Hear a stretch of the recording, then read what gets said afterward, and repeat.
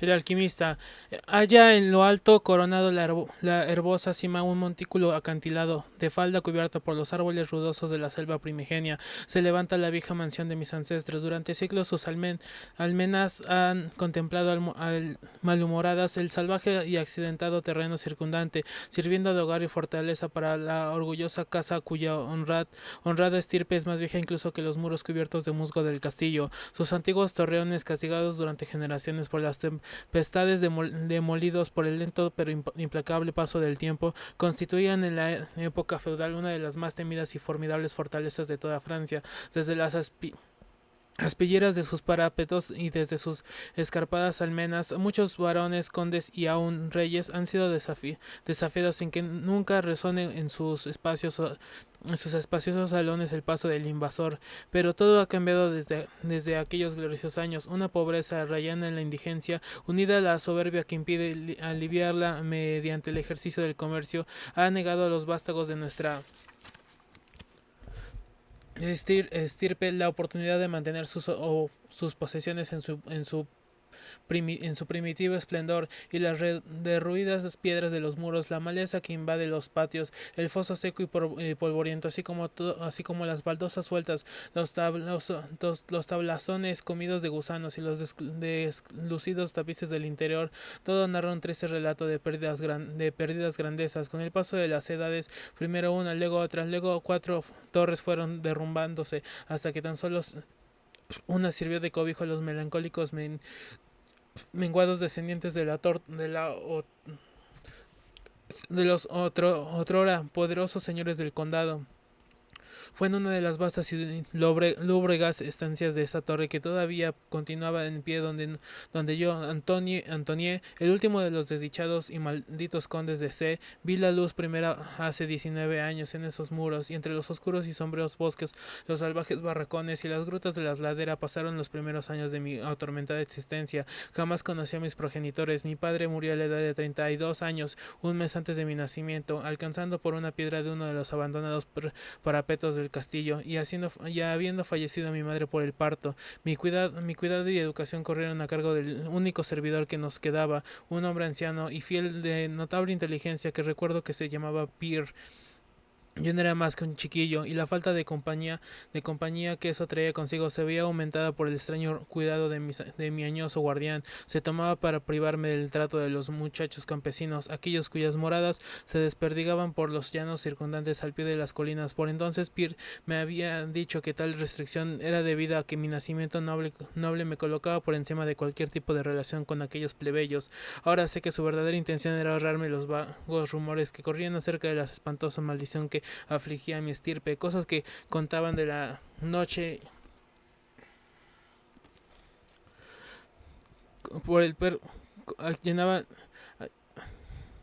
de la noche, eran mitificadas por los sencillos aldeanos, según hablaban en voz baja al resplandor del hogar en sus chozas. Aislado de esa manera, librado de mis propios recursos, ocupaba mis horas de infancia en hojear los viejos tomos que llenaban la biblioteca en penumbra del castillo, y en vagar sin ton ni son por el perpetuo crepúsculo del tétrico bosque que cubría la falda de la colina. Fue quizás merced a tales contornos el que mi mente adquiría pronto tintes taciturnos. Esos estudios y temas que tocaban lo oscuro y lo oculto de la naturaleza era lo que más me apasionaba.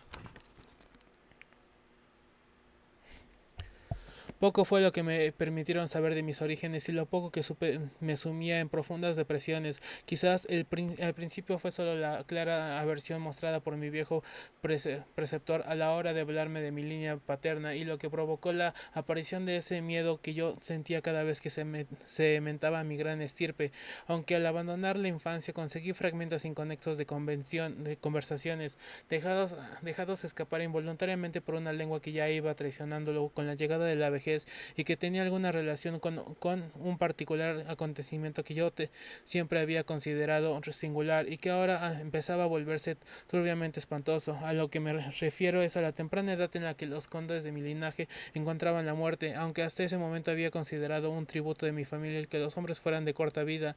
Más tarde reflexioné largo y tendido sobre aquellas muertes tempranas, y comencé a relacionarlas con los desvarios del anciano, que a menudo mencionaba una maldición que durante siglos había impedido que las vidas de los portadores del título sobrepasasen la barrera de los 32 años. En mi viejísimo segundo cumpleaños, el anciano Pierre me entregó un documento familiar que, según decía, había pasado de padre a hijo durante muchas generaciones y había sido continuado de una a otra por cada depositario. Su contenido era lo que más inquietante. Una lectura pormenorizada confirmó la gravedad de mis temores. En ese tiempo mi creencia en lo sobrenatural era firme y arraigada. De lo contrario, hubiera hecho a un lado con desprecio el increíble relato que desplegaba ante los ojos. El papel me hizo retroceder a los tiempos del siglo X3, cuando el viejo castillo en el que me hallaba era una fortaleza respetada e inexpugnable. En él se hablaba de cierto anciano que una vez vivió en nuestras posesiones, quien de no poca sabiduría, aunque su rango casi no rebasaba el de campesino, era de nombre Michel, de usual sobrenombre Maubais, el perverso. Debido a su siniestra reputación, a pesar de su clase, había estudiado buscando cosas tales como la piedra filosofal y el elixir de la eterna juventud, y tenía fama de experto en los terribles secretos de la magia negra y la alquimia. Michael Maubais tenía un hijo llamado Charles, un mozo tan experto como él mismo en las artes ocultas, habiendo sido por ello apodado Le Sorcier el brujo. Ambos evitados por las gentes de bien, eran sospechosos de las prácticas más odiosas. El viejo Michael era acusado de haber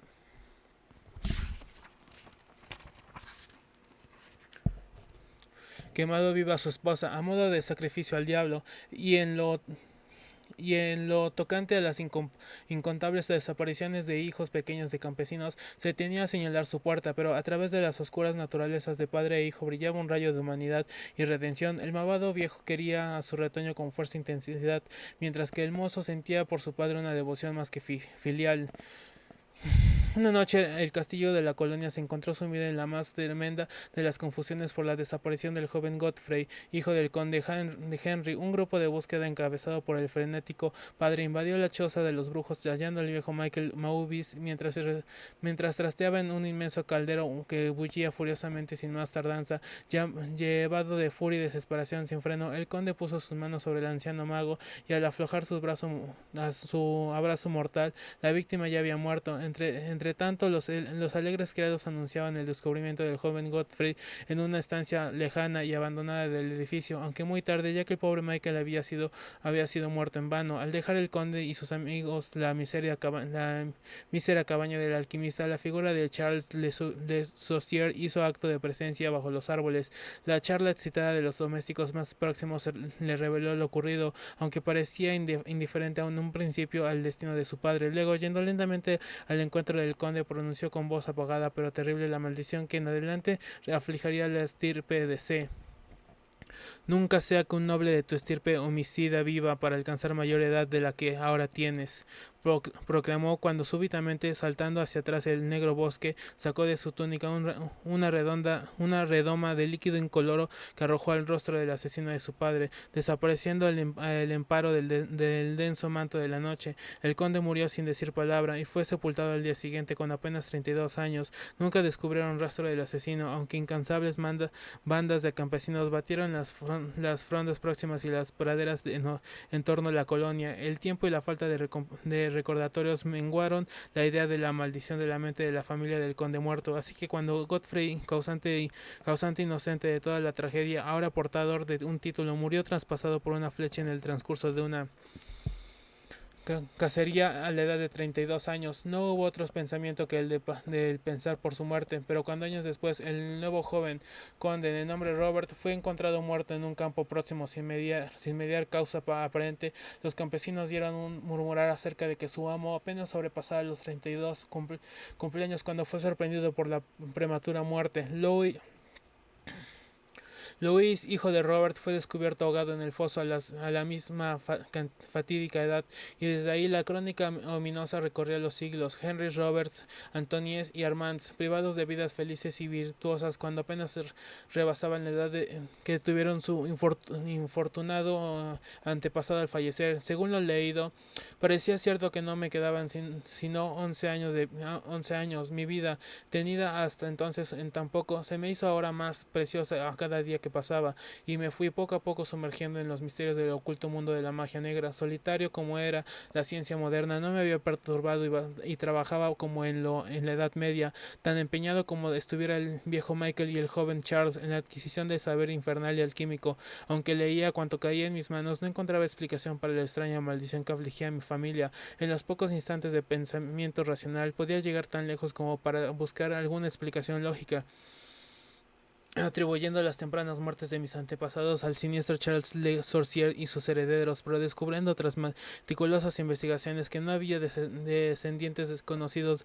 del alquimista, me volví de nuevo a los estudios ocultos y de nuevo me esforcé en encontrar un hechizo capaz de liberar a mi estirpe de esa linaje linaje carga. En algo estaba plenamente decidido. No me casaría nunca, y ya que las ramas restantes de la familia se habían extinguido, podría fin conmigo la maldición. Cuando yo rozaba los 30, el viejo Pierre fue reclamado por el más allá. Lo enterré sin ayuda bajo los pies del patio por el que tanto gustaba vagabundear en vida. Así permanecí para meditar en aislamiento. Mi mente fue delegada de rebeldes contra la maldición que se avecinaba para casi llegar a acariciar ese destino con el que se había encontrado tantos de mis antecesores. Pensaba mucho tiempo explorando las torres y los salones ruinosos y abandonados del viejo castillo, que el temor juvenil me había llevado a rehuir, y que, al decir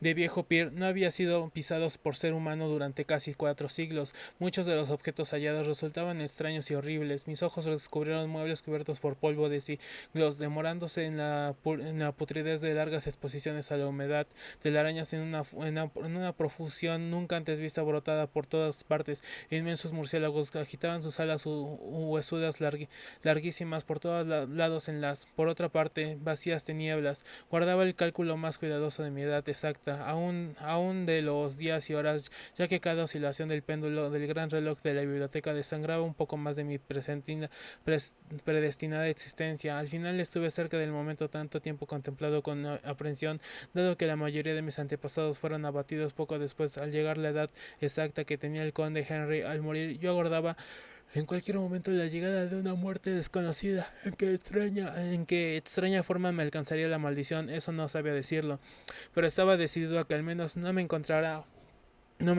temeroso pasivo. Con renovada fuerzas me apliqué al examen del viejo castillo, y cuanto contenía. El suceso culminante de mi vida aconteció durante una de mis exploraciones más largas en la parte abandonada del castillo, a menos de una semana de la fatídica hora que yo sabía, había de marcar el límite final a mi estancia en la tierra, más allá de la cual yo no tenía siquiera atisbos de esperanza de conservar el aliento. Había utilizado la mayor parte de la mañana yendo arriba y abajo por las escaleras, medio en ruinas o en uno de los más castigados de los antiguos terremotos. En el transcurso de la tarde me dediqué a los niveles inferiores, bajo a la que parecía ser un calabozo medieval, o quizás un polvorín subterráneo más bajo. Mientras deambulaba despacio por los pasadizos llenos de instrucciones al pie de la última escalera, el suelo se tornó sumamente húmedo, y de pronto, a la luz de mi trémula antorcha, descubrí que un muro sólido manchado por el agua impedía mi paso. Girándome para volver sobre mis talones, fui a poner los ojos sobre una pequeña trampilla con anillo directamente bajo mis pies. Deteniéndome, logré alzarla no sin esfuerzo, descubriendo una negra abertura de la que brotaban tóxicas humaredas que hicieron chisporrotear mi antorcha, a cuya titubeante resplandor descubrí que una escalera de piedra, tan pronto como la antorcha, lo que yo había abatido hacia las repugnantes profundidades, ardió libre y firmemente. Emprendí la bajada. Los despeldaños eran muchos y conducían a un estrecho pasadizo de piedra que supuse muy por debajo del nivel del suelo. Este túnel resultó de gran longitud y finalizaba en una inmensa puerta de roble resumante con la humedad del lugar, que resistió impávida a cualquier intento mío de abrirla. Cesando tras un tiempo en mi porfia, me había vuelto un trecho hacia las escaleras, cuando sufrí Cuando sufrí de súbito una de las impresiones más profundas y demenciales que pueda concebir la mente humana, sin previo aviso escuché crujir la pesada puerta a mis espaldas, girando lentamente sobre sus oxidados goznes. Mis inmediatas sensaciones no son susceptibles de análisis. Encontrarme en un lugar tan totalmente abandonado como yo creía que era el viejo castillo, ante la prueba de la existencia de un hombre o un espíritu, provocó en mi mente un horror de lo más espantoso que pueda imaginarse. Cuando al fin me volví y encaré la fuente del sonido, mis ojos debieron desencajarse ante lo que veían. En un antiguo marco gótico se encontraba una figura humana. Era un hombre vestido con una casquete y una larga túnica medieval de color oscuro. Sus largos cabellos y poblada barba era de un negro intenso y terrible, de increíble abundancia, su frente más alta de lo normal, sus mejillas consumidas llenas de arrugas y sus manos largas, semejantes a garras y nudosas, eran de una espectral y marronea blancura como nunca antes hubiera un hombre. Su figura, descarnada hasta asemejarse a un esqueleto, estaba extrañamente cargada de hombres y casi perdida mientras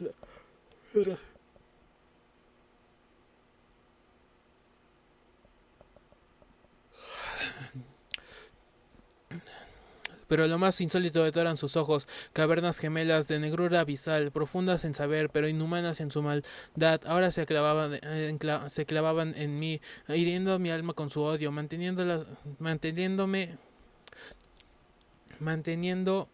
sujeto al sitio. Por fin, la figura habló con una voz retumbante que me hizo temblar debido a su profunda impaciencia e implicidad malvada. El lenguaje empleado en su discurso era el decadente latín usado por los menos eruditos durante la Edad Media, y pude entenderlo gracias a mis largas investigaciones en los tratados de los viejos alquimistas y demonólogos. Esa aparición hablaba de la manera suspendida sobre mi casa, anunciando mi próximo fin, y recalcó: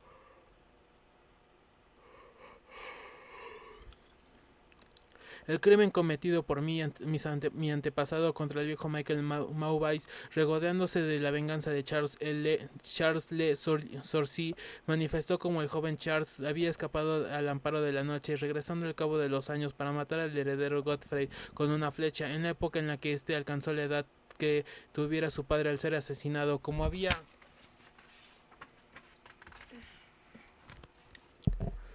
vuelto en secreto al lugar, estableciéndose ignorando la abandonada estancia subterránea, la misma en cuyo umbral se recortaba ahora el espantoso narrador, como había apresado a Robert, hijo de Godfrey, en un campo forzado a ingerir veneno y dejándolo morir a la edad de 32, manteniéndose así la loca profecía de su vengativa maldición. Entonces me dejó imaginar cuál era la solución de la mayor de las incógnitas. Como la maldición había continuado desde el momento en que, según las leyes biológicas, Charles Le Saucier hubiera debido morir, ya que el hombre se perdió en digresiones, hablándome sobre los profundos estudios de alquimia de los dos magos, padre e hijo, y extendiéndose sobre la búsqueda de Charles Le Saucier del elixir que podría tocarle el goce de la vida y juventud eternas. Por un momento su entusiasmo pareció desplazarse de aquellos ojos terribles al el odio mostrado en un principio, pero pronto volvió el diabólico resplandor, y con un estremecedor sonido que recordaba el siseo de una serpiente, alzó una redoma de cristal con evidente intención de acabar con mi vida, del mismo modo que lo hiciera Charles Saucier 600 años antes con mi antepasado, llevado por algún protector instinto de autodefensa. Luché contra el encanto que me había tenido inmóvil hasta ese instante, y arrojé mi antorcha ahora moribunda contra él. Se amenazaba mi existencia. Escuché cómo la ampolla se rompía de forma inocua sobre las piedras del pasadizo, mientras la túnica del extraño permanecía de personaje se incendiaba, abrumando la horrible escena con un resplandor fantasmal. El grito de espanto y de maldad impotente que lanzó el frustrado asesino resultó demasiado para mis nervios ya sobresaltados, y caí al suelo embarrado sin conocimiento. Cuando por fin me recobré, todo estaba horriblemente a oscuras, y recordando lo ocurrido, temblé ante la idea de tener que soportar aún más, pero fue la curiosidad lo que acabó imponiéndose. ¿Quién, me preguntaba, era este malvado personaje? ¿Cómo se había introducido al interior del castillo? ¿Por qué podía querer vengar la muerte del pobre Michael Maubais? ¿Y cómo se había transmitido sufrido la maldición durante el gran número de siglos pasados desde la época de Charles Le Saussier. El peso del horror sufrido durante años desapareció de mis hombros, ya sabía que aquel a quien había abatido era lo que hacía peligrosa la maldición, y viéndome ahora libre, ardía un deseo de saber más del ser siniestro que había perseguido durante siglos a mi linaje, y que había convertido mi propia juventud en una interminable pesadilla dispuesta.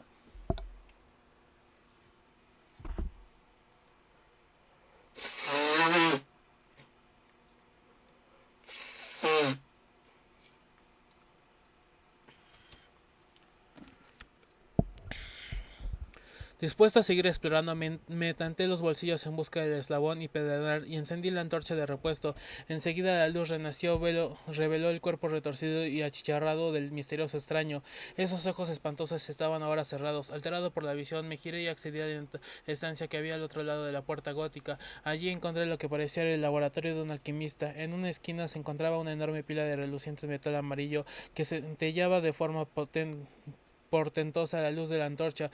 Debía de tratarse de oro, pero no me detuve a analizarlo, ya que estaba afectando de forma extraña por la experiencia padecida. Al fondo de la estancia había una abertura que conducía a uno de los muchos barrancos abiertos en la oscura ladera boscosa. Perplejo, aunque al sabedor ahora de cómo había logrado ese hombre llegar al castillo, me volví. Intenté pasar por el rostro vuelto junto a los restos de aquel extraño, pero al acercarme creí oírle exhalar débiles sonidos, como si la vida no hubiera marchado por completo de él. Espantado, me incliné para examinar la figura hecha un movillo y abrazada del suelo. Entonces esos horribles ojos, más oscuros que la cara quemada donde se albergaban, se abrieron para mostrar una expresión imposible de descifrar. Los labios agrietados intentaron articular palabras que yo no acababa de entender. Una vez capté el nombre de Charles Lozier. En otra ocasión pensé que las palabras años y maldición botaban de esa boca maligna. A pesar de todo, no fui capaz de encontrar un significado sobre habla balbuceante. Ante mi evidente ignorancia, los ojos como pozos relampaguearon una vez más de forma perversa en mi contra, hasta el punto de que inerme como veía a mi enemigo, me sentí estremecido al mirarlo. Súbitamente aquel miserable, animado por un último rescoldo de energía, alzó su espantosa cabeza del suelo húmedo y hundido. Entonces recuerdo que estando yo paralizado por el miedo, recuperó la voz y con aliento agonizante vociferó las palabras que en adelante habían de perseguirme durante todos los días y las noches de mi vida. Imbécil, gritaba, no puedes adivinar mi secreto, no tienes bastante inteligencia como para reconocer la voluntad que durante 6 largos siglos he perpetuado la espantosa maldición sobre tu estirpe. No te he hablado del poderoso elixir de la eterna juventud. No sabes quién desveló el secreto de la alquimia, pues fui yo que he vivido durante 600 años para proseguir mi venganza, porque yo soy Charles Le Saussier.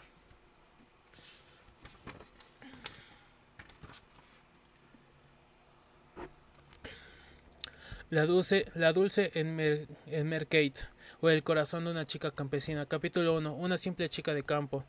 Enmergate Stubbs era la hermosa hija rubia de Herman Stubbs, un granjero y contrabandista de licor, pobre pero honrado, que Houghton Vermont se llamaba en un principio Ethel Emergate, pero su padre la convenció para que prescindiera de su primer nombre a partir de la introducción de la enmienda 18, aduciendo que la aduciendo que le produciría sed, pues le recordaría el alcohol etílico CHOH. Su propia producción era sobre todo de metilio o alcohol de madera CHOH. Emergate afirmaba tener 16 primaveras y reprochaba de calumnia las afirmaciones que achacaban 30. Tenía grandes ojos negros, una prominente nariz romana, pelo claro que nunca se oscurecía en las raíces, a no ser que la droguería local anduviese corta de suministros y una complexión hermosa pero vulgar. Media alrededor de unos 70 de altura, pesaba unos 52 kilos en la báscula de su padre, también en las demás,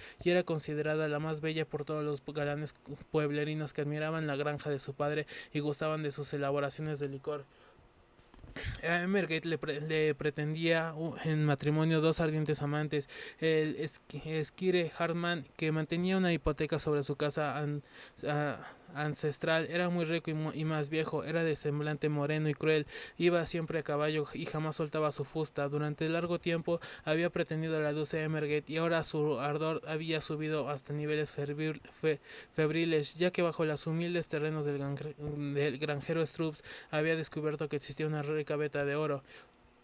Ajá, se dijo, tengo que cautivar a la chica antes de que su padre se percate de esa imprevista riqueza y uniré mi fortuna a otras aún mayor. Y comenzó a visitarlos 2 veces por semana en vez de una como había hecho hasta entonces. Pero para desgracia de los siniestros designios del villano, Skir Hartman no era el único galán de la bella. Cerca del pueblo moraba un segundo enamorado, el apuesto Jack Manley, cuyos rizados cabellos dorados habían ganado el efecto de la dulce Emergate, siendo ambos solo un par de chiquillos en la escuela del pueblo. Jack había esperado mucho tiempo para declarar su pasión a la chica, pero un día, mientras daba un paseo por una sombreada vereda cerca del viejo molino junto a Emergate, había reunido coraje para sacar a la luz cuanto estaba guardándose en el interior de su corazón. Oh, luz de mi vida, le dijo, mi espíritu se ve agobiado de tal manera que me veo obligado a hablar. Emergate, mi idea, aunque en realidad lo que dijo fue idea, la vida se ha convertido en un sinsentido sin ti. Amada de mi corazón, contempla cómo este suplicante muerde el polvo por ti.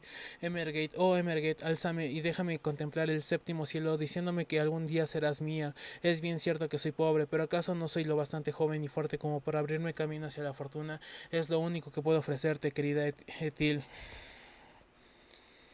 Quiero decir Emergate, mi única, mi más preciosa. Pero aquí hizo una pausa para secarse los ojos y limpiarse la frente, cosa que aprovechó la bella para responder. Jack, mi ángel, por fin, quiero decir, esto es tan inesperado y de lo más sorprendente. No hubiera imaginado que alguien como tú alojaría el sentimiento hacia alguien de tan poca monta como la hija del granjero Stubbs. Si no soy más que una niña, tal es tu nobleza natural que había temido. Quiero decir, que no hubiese reparado en mis pequeños encantos y que decidieses por buscar fortuna en la gran ciudad y allí conocer desposar a una de esas elegantes damiselas a las que vemos lucirse en las revistas de moda. Pero Jack, dado que yo te correspondo en sentimientos, dejemos mejor de lado todo rodeo innecesario. Ya, querido mío, mi corazón quedó prendado mucho tiempo por tus grandes dotes. Abrigo un enorme afecto hacia ti. Considérame tuya y asegúrate de comprar el anillo en el almacén de Perkins, que tiene hermosos diamantes de imitación en el escaparate. Emergate, amor mío. Jack, mi adorado, querida, amor, mi bien.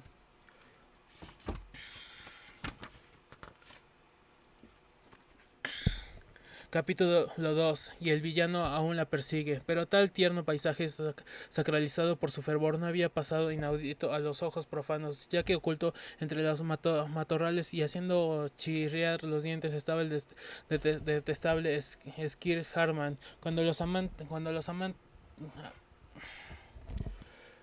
los amantes se alojaron por último paseando, salió a la vereda, retorciendo frenética sus mostachos y la fusta, y le soltó un puntapié a un gato, evidentemente inocente de todo aquel asunto, que atinó a pasar justo en ese momento. Malditos, gritó Harman, no el gato. Veo cómo se frustran mis planes de apoderamiento de la granja y la chica, pero Jack Manley nunca vencerá. Soy un hombre con poder y ya veremos. Así que acudió a la humilde granja de Stubbs, donde encontró al cariñoso padre en su destilería clandestina, lavando botellas bajo la supervisión de la adorable madre y esposa, Hannah Stubbs. Y yendo directamente al grano, el villano habló. Granjero Stubbs albergó un enorme amor desde hace mucho por su tierno retoño. Ethel Emergate, me consumo de pasión y deseo pedirte su mano. Siendo como soy hombre de pocas palabras, no perderé el tiempo con eufonismos. Dame a la chica o haré efectiva la hipoteca y me adueñaré de tus propiedades. Pero señor, se defendió el desconcertado Stubbs, en tanto su estremecida esposa no hacía sino ruborizarse. Estoy seguro de que los afectos de la chica apuntan hacia otra dirección. Ha de ser mía. Se rió con esperanza y el siniestro Inkir, ya me encargaré yo de que me ame. Nada se resiste a mi voluntad. O se convierte en mi esposa o la granja cambiará de manos. Y con una risotada sarcástica y un floreo de la frusta, el Skir Harman se desvaneció en la noche. Apenas se hubo marchado cuando apareció por la puerta de de apenas se hubo marchado, cuando apenas apareció por la puerta de atrás, los radiantes enamorados, ansiosos de compartir con el matrimonio de Stubbs su recién descubierta felicidad. Imaginen el universal abatimiento que se produjo al saberse todo. Las lágrimas corrían por manantial hasta que Jack recordó que era el héroe y levantó la cabeza para declamar el tono apropiadamente viril. Nunca la hermosa Emergate será ofrecida en sacrificio a esa bestia mientras yo viva. Yo la protegeré. Es mía, mía, mía. Mía, mía. No temáis, queridos padre y madre, que yo os defenderé siempre. Conserváis vuestro viejo hogar intacto, aunque Jack no sentía por cierto mucha simpatía hacia los productos de Stubbs, y llevaré al altar a la hermosa Emergate, a la más adorable de las mujeres. Al diablo con ese maldito esquiré y su condenado oro. Miré a la gran ciudad, y reuniré una fortuna para salvaros y levantar la hipoteca antes de que esta venza. Adiós, mi amor, te dejo con las lágrimas en los ojos, pero regresaré para saldar la hipoteca y reclamarte como prometida. Jack, mi protector, Ernie, mi dulce amor, eres el más adorable, querido, y no te olvides de ese anillo de Perkins. Oh,